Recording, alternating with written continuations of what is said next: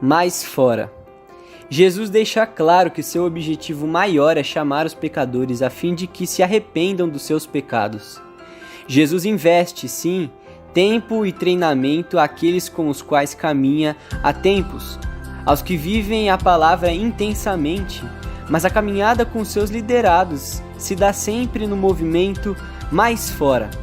A palavra é vivida pelos discípulos na sociedade, priorizando os que não fazem parte da cultura religiosa. Todos em missão, para fora, levando Jesus Cristo à sociedade.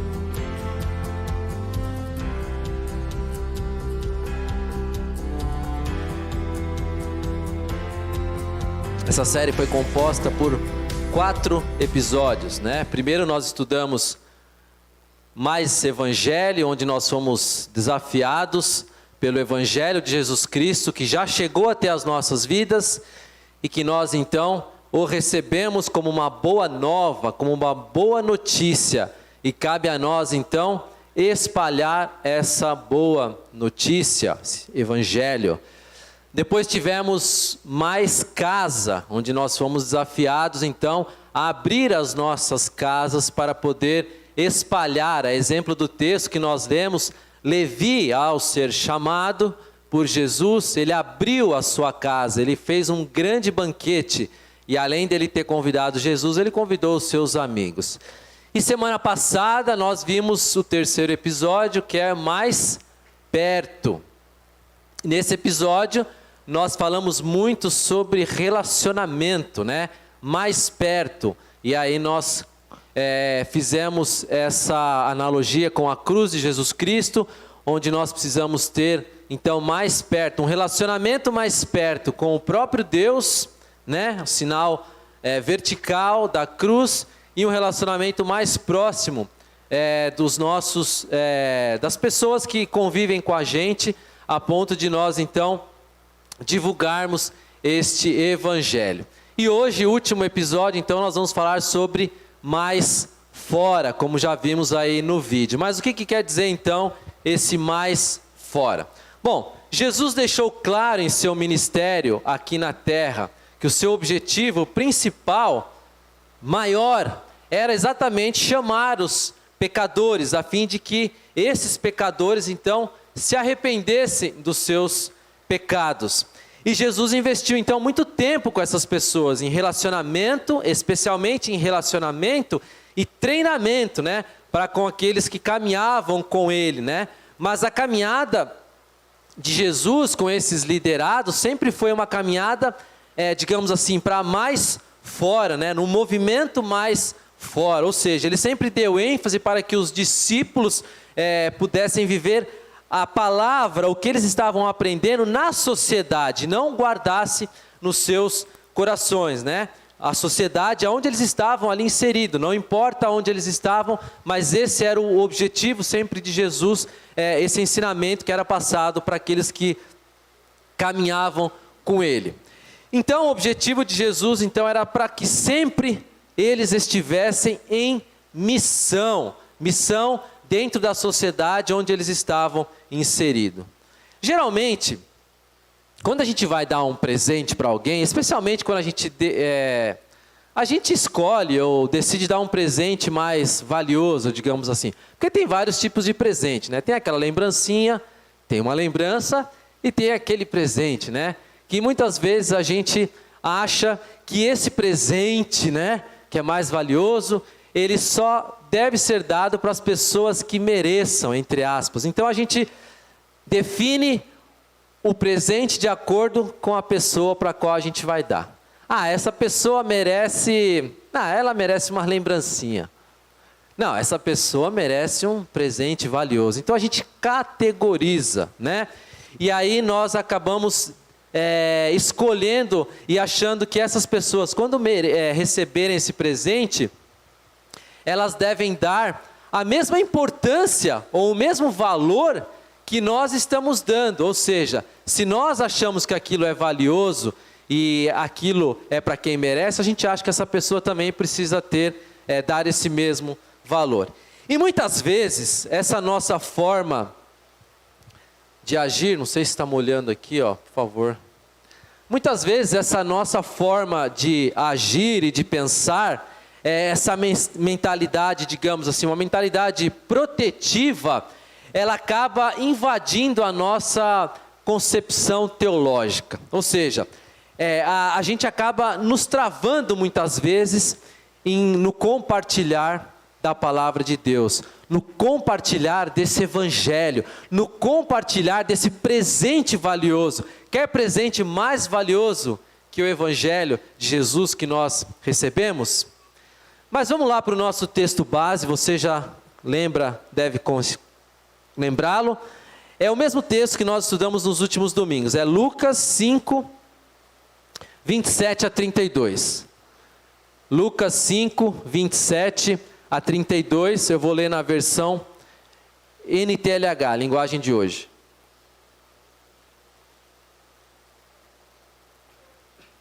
Diz assim o texto: depois disso, Jesus saiu e viu um cobrador de impostos chamado Levi.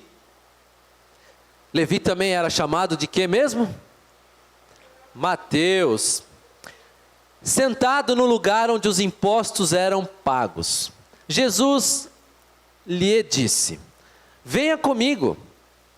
Levi se levantou, deixou tudo e seguiu Jesus. Então Levi fez para Jesus uma grande festa na sua casa. Havia ali muitos cobradores de impostos e outras pessoas estavam sentadas com eles. Os fariseus e os mestres da lei, que eram do partido dos fariseus, ficaram zangados com os discípulos de Jesus e perguntaram: por que vocês comem e bebem com os cobradores de impostos e com outras pessoas de má fama? Jesus respondeu: os que têm saúde não precisam de médico, mas sim os doentes. Eu não vim para chamar os bons, mas para chamar os pecadores, a fim de que se arrependam dos seus pecados. Então hoje nós vamos nos ater aí a essa última parte do texto, né? Essa fala de Jesus em resposta à pergunta dos fariseus, né? Que perguntaram para ele: por que vocês comem e bebem com os cobradores de impostos e com pessoas de má fama? Bom, esses fariseus, esses mestres da lei, eram aqueles camaradas que eles se achavam os tais, eles se achavam os bons, eles se julgavam melhores do que as outras pessoas, de forma que eles achavam que a maneira que eles estavam vivendo era uma maneira que era suficiente em termos de obediência a Deus. Então eles estavam, na concepção deles, no caminho certo, né? Tanto do ponto de vista moral, quanto do ponto de vista espiritual, né? Então eles acharam que eles eram os caras, né? Mas na verdade, a gente chama isso de religiosidade. Eles eram de fato verdadeiros religiosos. Também chamamos isso de legalismo. Então eles eram legalistas, ou seja, eles estavam apenas preocupados em obedecer à lei de Moisés, a lei que eles tinham na mão deles, que foi deixada lá no Antigo Testamento. Mas eles não estavam preocupados com o Evangelho de Jesus Cristo. Isso fazia então com que eles questionassem o ato de Jesus. Ou seja, qual foi o ato de Jesus? Andar com aqueles pecadores, com aqueles cobradores de impostos. Ou seja, na concepção deles, aquelas pessoas eram pessoas indignas, pessoas que não mereciam a companhia de Jesus com eles. Ou seja, lembra lá do presente valioso, né? Aquelas pessoas, na concepção deles, eram pessoas que não mereciam o presente valioso que era Jesus. Então, esses camaradas eram esse tipo de pessoa. Mas o que eles não esperavam era que Jesus ia dar uma resposta para eles que viria como uma bomba, né, dentro da concepção deles, dentro daquela sociedade, dentro daquele ambiente em que eles estavam vivendo. E o primeiro ponto que nós podemos ressaltar então a partir dessa resposta de Jesus é que o Evangelho é para quem precisa e não para quem merece. O evangelho é para quem precisa e não para quem merece. A resposta de Jesus está nos versos 31 e 32. Diz o seguinte: os que têm saúde não precisam de médico, mas sim os doentes. Eu não vim chamar os bons, mas eu vim chamar os pecadores, a fim de que se arrependam dos seus pecados. Que cruzado de direita, né? Na linguagem aí do boxe, né? Jesus acho que era um boxeador. Aliás, isso me faz lembrar, certa vez, o Alex Dias Ribeiro, quem é da época aí dos anos 80, que tinha os Atletas de Cristo. Alex Dias Ribeiro era o líder desse movimento. Nem sei se existe ainda hoje os Atletas de Cristo. Mas enfim, o Alex Dias Ribeiro foi um corredor, piloto, e ele era o líder. E certa vez, perguntaram para ele, né, aquelas perguntinhas chatas. Ô Alex, o que você acha de crente, né? Nessa época usava esse termo. O que você acha de crente lutar boxe?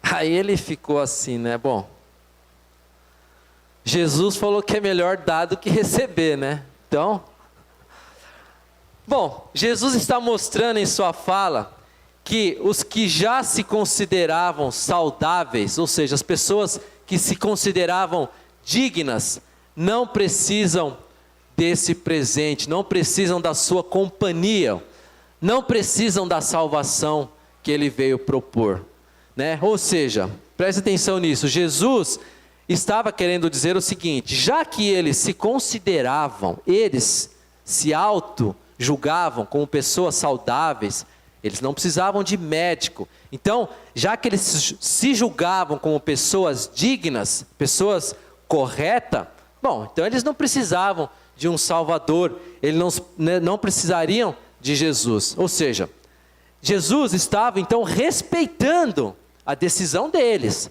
era uma decisão própria, né?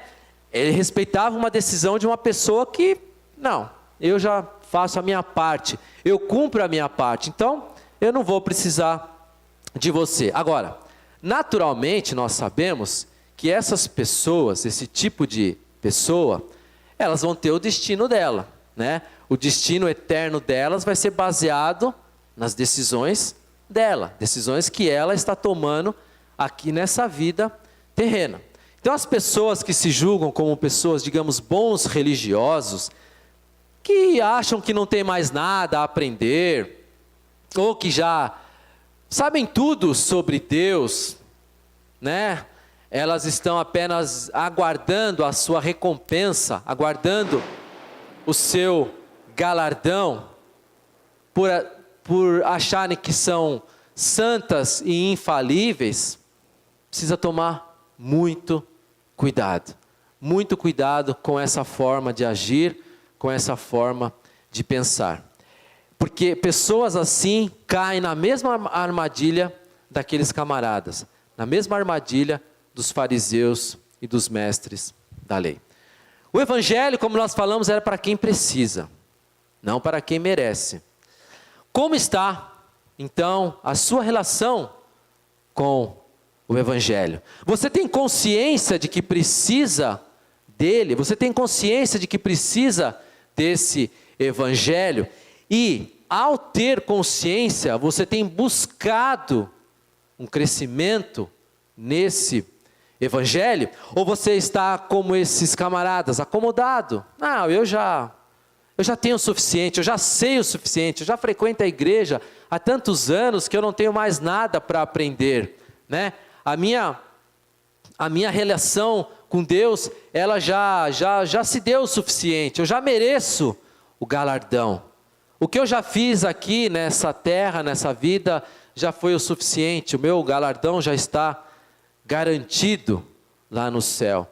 Então eu não tenho mais necessidade de ficar buscando um relacionamento íntimo com Jesus de Nazaré.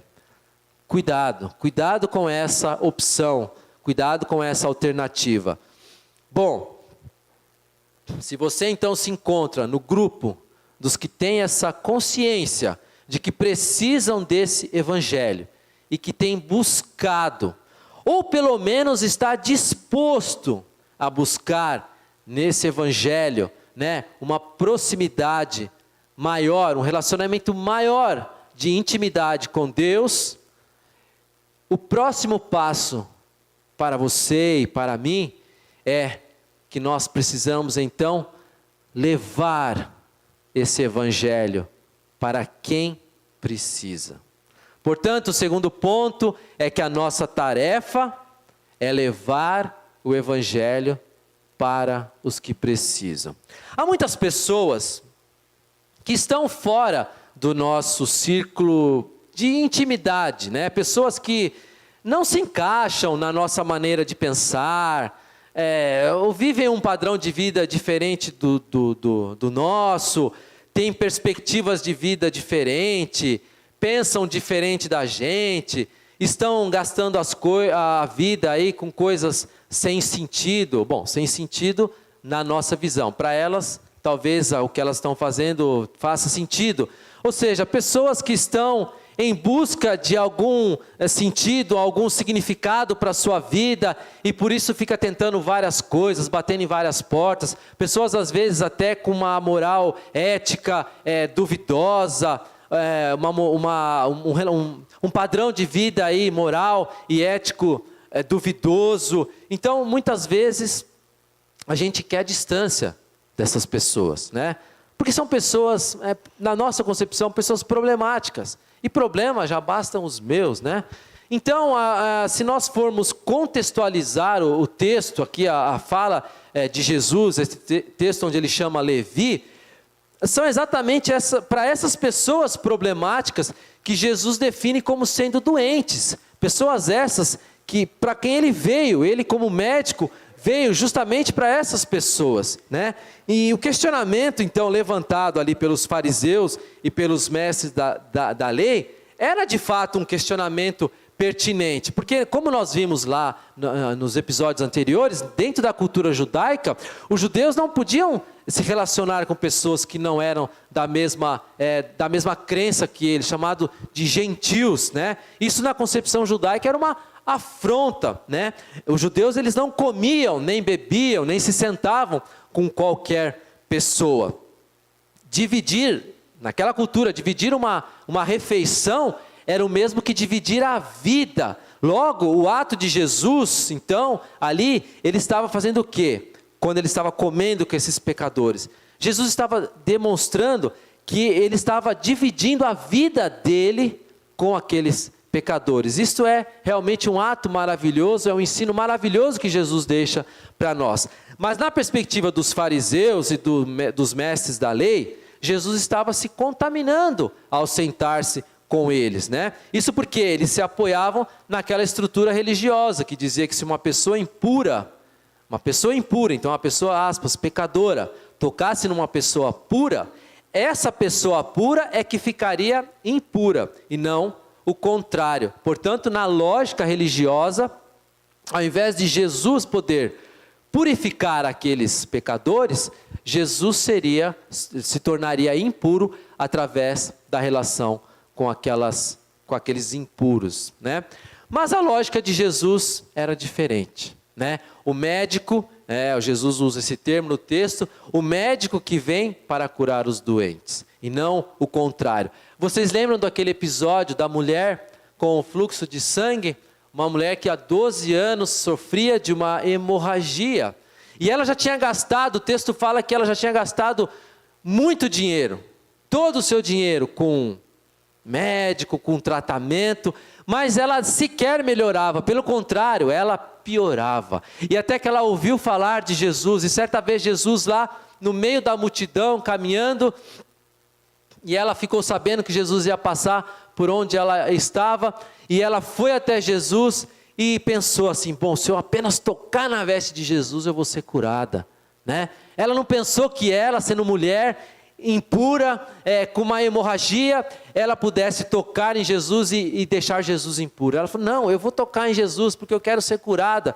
E aí ela foi e ela se enfiou no meio da multidão e foi lá e tocou em Jesus. E Jesus parou tudo e falou: quem tocou em mim? Aí os discípulos lá, o pessoal do lado, Jesus, está maluco? Tem 200 mil pessoas aqui na sua volta te empurrando, e você vai perguntar quem tocou em você, pô? Um monte de gente está tocando em você. Não, alguém tocou em mim, alguém tocou em mim. E aí ele ficou procurando, e a mulher, tipo, fui eu, né? Não, e aí Jesus falou, e olhou para ela, e ela falou, não, eu estava passando por 12 anos e tal, contou a história dela, e aí Jesus vira para ela, e fala assim, minha filha, você sarou porque teve fé, vai em paz. Então na lógica dos judeus, essa mulher, se ela fosse pedir para eles ali, que queria tocar em Jesus para ser curada, eles iriam deixar? Lógico que não, porque na lógica deles, não, sai para lá, você está impura, não vai tocar no mestre não. Bom, o que esse ato de Jesus então nos ensina? É que nós precisamos nos aproximar das pessoas para dividir a vida. O que é a vida? É o Evangelho. Jesus ele sentou com eles para dividir a sua vida, e nós precisamos sentar para dividir essa vida, esse Evangelho que nós já recebemos, sentar com essas pessoas, não importa a situação delas, precisamos lhe apresentar esse presente valioso que nós já recebemos, sem medo delas nos contaminarem, né? Mas com ousadia de sermos luz na vida delas. A luz, quando ela chega num ambiente escuro, ela muda o ambiente. Jesus falou que nós teremos que ser luz no mundo, sal da terra. O sal, se você colocar numa água, ele, aos olhos nu, ele desaparece, mas a água fica salgada. Então aquele ambiente muda. E é isso que nós precisamos então fazer. E antes que você questione, há também aquelas pessoas que são próximas de nós. Eu falei de pessoas que não são próximas, problemáticas, mas há pessoas que são próximas de nós e que convivem conosco. Bom, obviamente essas pessoas também precisam desse Evangelho, porque essas pessoas que nós julgamos que elas não são doentes, elas são doentes do ponto de vista espiritual também. Jesus também veio para elas e elas também entram nessa categoria de pessoas doentes que precisam de médico. Por quê? Porque elas ainda não têm Jesus no seu coração. Então, mesmo que pessoas que não são estranhas a nós e fazem parte do círculo do nosso relacionamento, claro que nós precisamos também nos preocupar e dividir essa vida que nós já ganhamos com essas pessoas. Matthew Henry, um teólogo, diz o seguinte, abre aspas, Cristo se incumbe de ser o médico das almas que estão perturbadas pelo pecado, prontas a morrer de perturbação. Cristo se incumbe de ser o médico das almas que estão perturbadas pelo pecado, prontas a morrer de perturbação. Em Lucas, no capítulo 15, quando Jesus conta algumas parábolas, né, do filho pródigo, da ovelha perdida e da dracma perdida, na parábola da ovelha perdida, que é a primeira, Jesus conclui a parábola, lá está em Lucas 15, 7, ele conclui da seguinte forma, pois eu lhes digo que assim também vai haver mais alegria no céu por um pecador que se arrepende dos seus pecados, do que por 99 pessoas boas que não precisam se arrepender.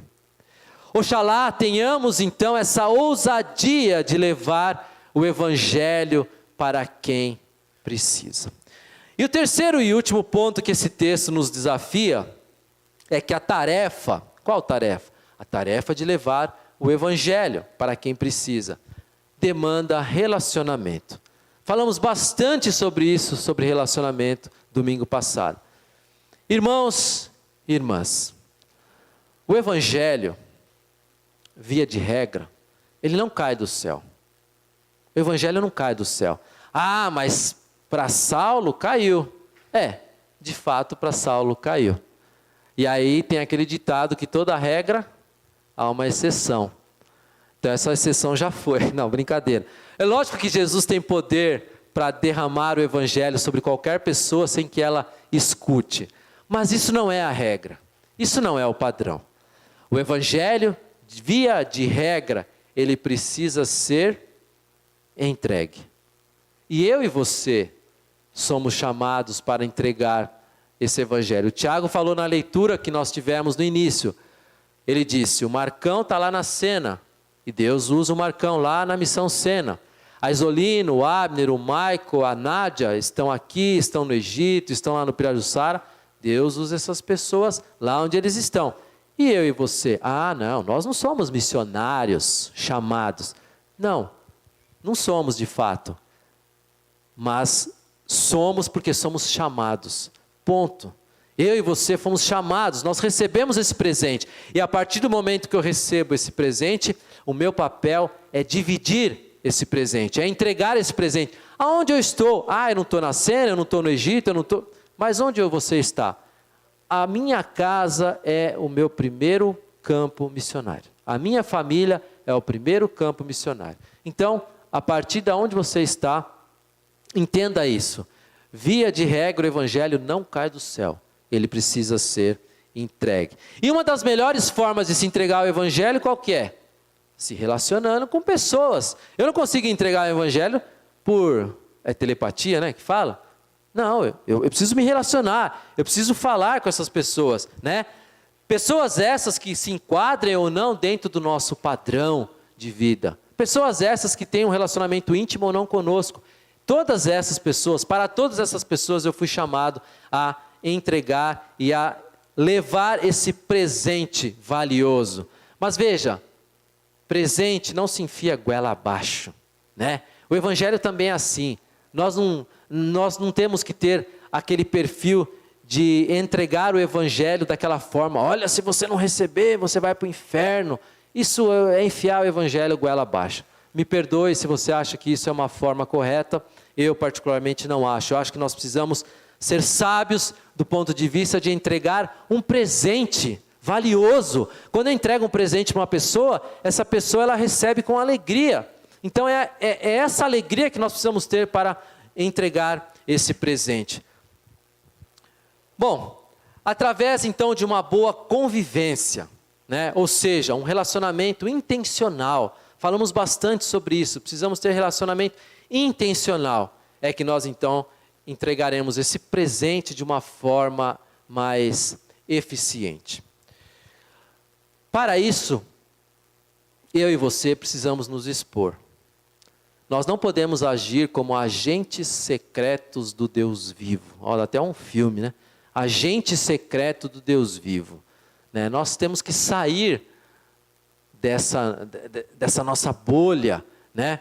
Desse nosso comodismo, dessa nossa zona de conforto e deixarmos de ser agente secreto do Deus vivo. O versículo 31 do texto diz: eu não vim para chamar os bons, mas para chamar os pecadores, a fim de que se arrependam dos seus pecados. Então é importante nós entendermos que Jesus veio chamar os pecadores. Esses tais pecados dessas pessoas não são apenas atos reprováveis, se trata de uma essência, ou seja, a essência do ser humano, por natureza, é uma essência onde ele está desconectado de Deus. Nós nascemos desconectados de Deus. Quando Deus criou a humanidade, ele tinha um propósito, certo?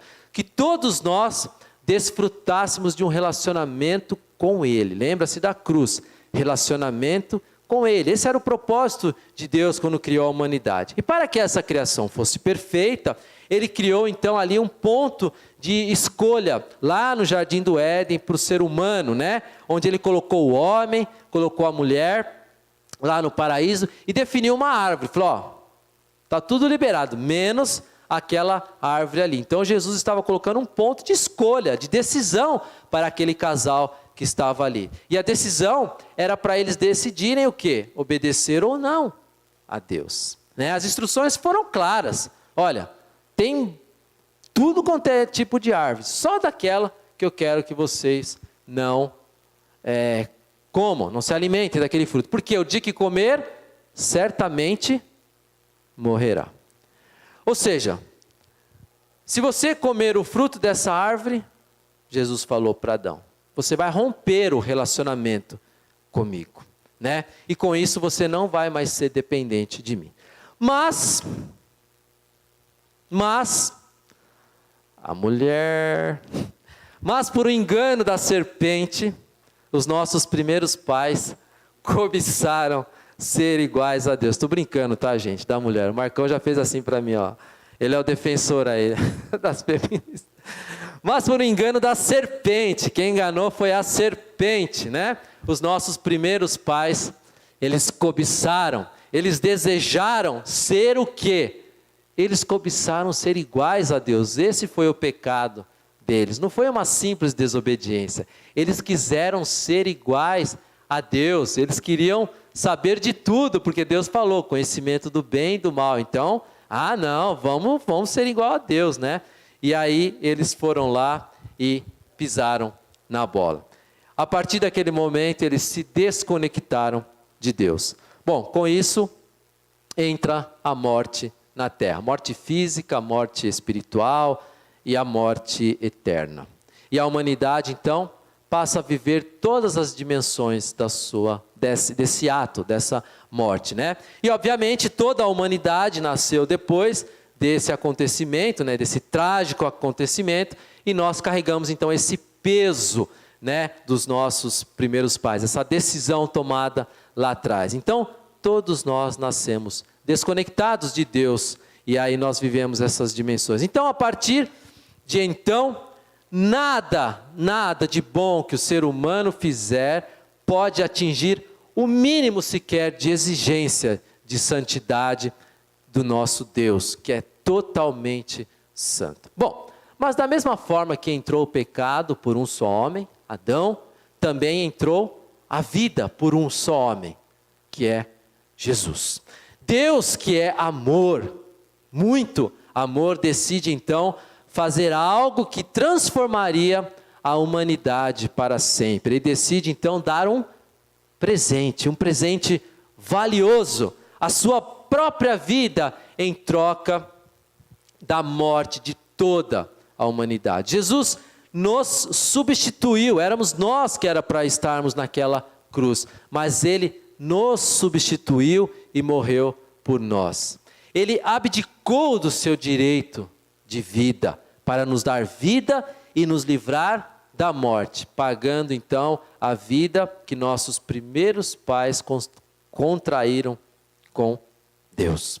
E todo aquele que nele crê, então, né? Ou seja, todo aquele que recebe a morte de Jesus como sendo sua e se arrepende de viver uma vida longe de Deus, passa então a ter a salvação em Cristo Jesus. E é através dessa ação do Espírito Santo nas nossas vidas, então, nós somos reconectados com esse Deus. Para concluir, então, irmãos, eis, portanto, o grande e precioso presente valioso que nós temos em nossas mãos. Tá, mas e aí? E daí? Eu tenho um presente valioso nas minhas mãos. E aí? O que eu vou fazer com esse presente?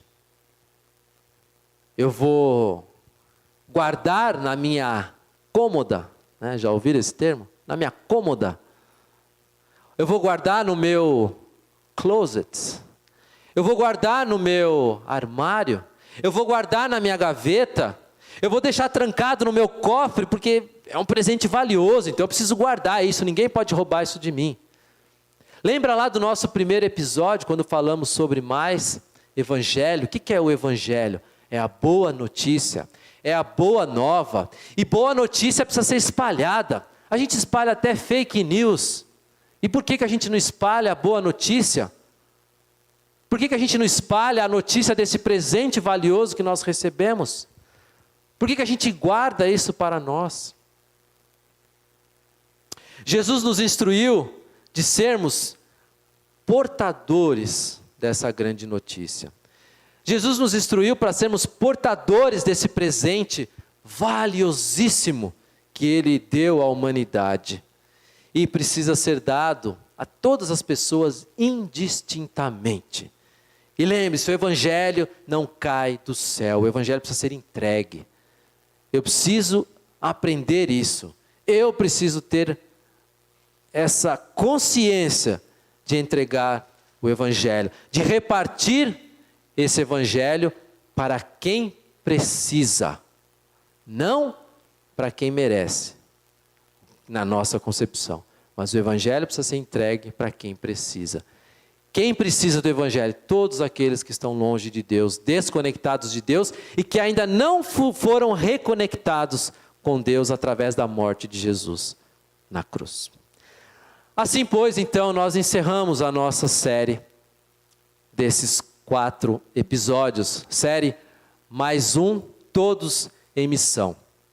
Que Deus nos ajude, então, a cumprirmos essa tarefa, que é nossa. Essa tarefa é nossa. Qual é, então, essa tarefa? Levar o Evangelho com ousadia e amor. Portanto, ir mais fora. Que Deus nos abençoe. Eu queria orar por você agora, para que nós fôssemos incomodados, no mínimo, incomodados pelo Espírito Santo, nessa tarefa, no cumprimento dessa tarefa, de levar o Evangelho de Jesus de Nazaré. Pai querido, em primeiro lugar, peço-lhe perdão. Perdão porque muitas vezes guardo esse Evangelho no meu coração, guardo esse Evangelho dentro da minha casa e deixo de levar esse Evangelho, deixo de entregar esse presente valioso a outras pessoas. Pai, nos perdoa como igreja, Deus, porque muitas vezes deixamos sim de levar esse Evangelho. Perdoe o teu povo, mas nós não queremos apenas aqui ficar nos lamentando e apenas pedindo perdão. Nós queremos então agora que o teu Espírito Santo nos incomode, que o teu Espírito Santo haja nas nossas vidas, Pai, e que essa palavra que nós ouvimos durante esses últimos 4 domingos, Pai, que nos desafia a estarmos todos em missão, que essa palavra, Deus, esse ato de Levi, de simplesmente levantar e obedecer à voz do Mestre, seja também a nossa atitude. Dá-nos atitude de coragem, atitude de Levi, coragem de largar daquele emprego que ele estava ali, coragem de fazer coisas erradas que ele estava fazendo, para abrir a sua casa e para convidar os seus amigos, para se relacionar com pessoas tão pecadoras quanto ele, para levar o teu Evangelho. Pai, dá-nos ousadia, Pai, de levarmos esse Evangelho, de levarmos esse presente valioso que nós temos nas nossas mãos, àqueles que estão doentes, àqueles que precisam, indistintamente. Todos os que estão doentes, que estão desconectados de Ti, precisam desse Evangelho, Pai. E para eles serem reconectados com Deus, é preciso que o Espírito Santo haja na vida deles. E para que o Espírito Santo haja na vida deles, o Senhor nos colocou aqui na terra, para que nós fizéssemos a nossa parte. O Senhor tem poder sim para agir independente de mim, mas o Senhor me colocou aqui com um propósito. E esse propósito é para fazer e cumprir a Tua vontade, cumprir o chamado, Senhor, que o Senhor nos deu. O Senhor deu esse chamado para todos nós. E nós muitas vezes negligenciamos. Mais uma vez, nos perdoe, Pai, e nos ajude a mudarmos a nossa atitude, a virarmos a página, a ligarmos o on e estarmos agindo como agentes não secretos do Deus vivo. Em nome de Jesus. Amém.